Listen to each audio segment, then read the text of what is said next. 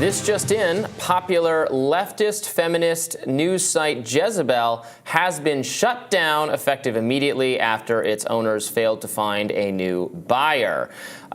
This site was once one of the Gawker Empire sites, and then after the legal troubles that Gawker had as a result of a lawsuit from Hulk Hogan that was financed by Peter Thiel, Gawker went down and the assets were sold to other places, and now Jezebel had survived, made it through all of that, but now Jezebel is gone as well.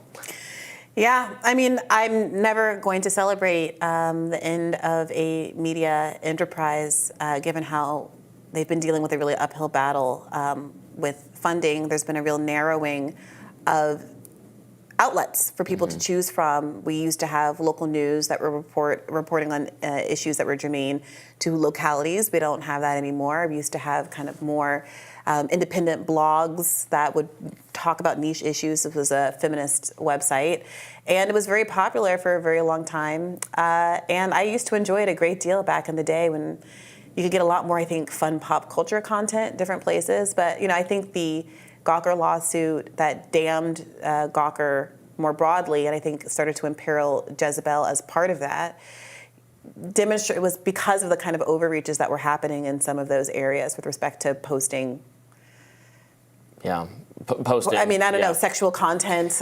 Without the permission of the people making it. The Hulk Hogan situation was a little more complicated. He ultimately did prevail, but he was at least a person in the public interest. I mean, they also, not Jezebel, but again, Gawker, or I think it was Deadspin, it was just vile examples of revenge porn. I was looking it up to make sure I wasn't going to slander them because it was so bad in my memory. It is just as bad. Deadspin published just video footage of a young woman who is intoxicated at a sports arena having sex in a bathroom stall, and it's like not clear she can even consent. And she's not a public person, and there's no public interest in this at all. And they published a blurry video of it. And when she begged them, oh my God, take this down, they said, like, you could see their internal emails, because this came out as a result of the Hulk Hogan lawsuit. And they're just like, blah, blah, blah, she's upset about this. And they told her to just like, yeah, this will pass. You just have to deal with it. I mean, it's crazy. There was no news value to it whatsoever. Yeah. And there were a couple instances of things like that. So people, this came to my attention that Jezebel's being shut down. People keep tweeting at me that you must be very happy about this. My first brush with internet fame was back in 2014 after I wrote an article for a reason saying that I didn't believe aspects of the Rolling Stone University of Virginia sexual assault story. There was a big report in Rolling Stone magazine about UVA and this horrific gang rape that had happened to this woman, and I criticized it. I didn't believe aspects of it. So then Jezebel, when we put it up on screen, I did find it. Jezebel wrote about me. Is the UVA rape story a gigantic hoax? Ass idiot. I'm the idiot in question. It's me. I'm named in there. And then this was one of the more satisfying you turn the tables thing when within a few days the Rolling Stone story did completely collapse, and it collapsed as dramatically as any story ever has. It turned out the woman, Jackie, in the story had in fact made it up, that the person did not exist. She knew who he was, and it was a fake person. She was actually sending texts from a fake account to her friends to make it seem like he existed. It was a rather out of extraordinary and unusual, frankly, level of deception that the sole source for the story went through to make it all up, which reflects very poorly on Rolling Stone, because if they had done very basic things like ask her friends, look up the guy to see that he actually exists, and so on and so forth, it would have quickly emerged that she was crazy and making it up. So I did get to have a little bit of a ha-ha moment with Jezebel, and people were like forever tied or something, because people remember this. They now 10 years later, they still bring it up to me. Not forever tied, because there's no Jezebel anymore. Yeah, now it's over.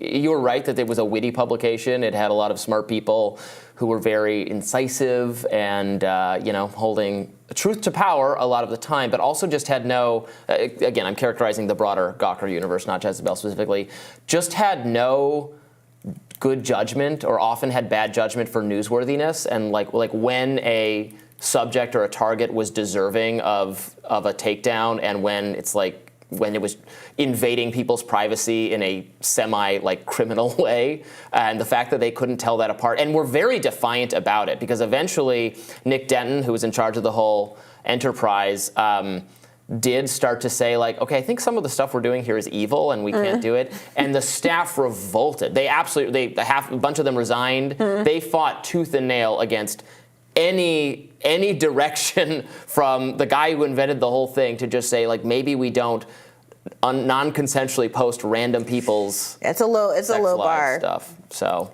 Yeah, I was trying to remember what I used to like a lot. They had a series, it might have been Gawker, I can't remember if it was Gawker or Jezebel, where it was it was framed like the best restaurant in New York is, but then they would go to the most random places to eat, like the American Girl Cafe, or like the restaurant at the zoo, or like the UN dining hall, like places that are not known for their food, and take it very seriously, like they were doing a real restaurant review. Get the doll, sit it next to you, feed it tea, that sort of a thing.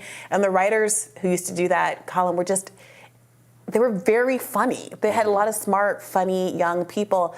And at the time, this was, 10, 15 years ago, when I was fresh out of college and blogs were still ascendant and I wasn't reading the newspaper in the way that I do now to follow politics. I was just interested in reading something interesting about the world.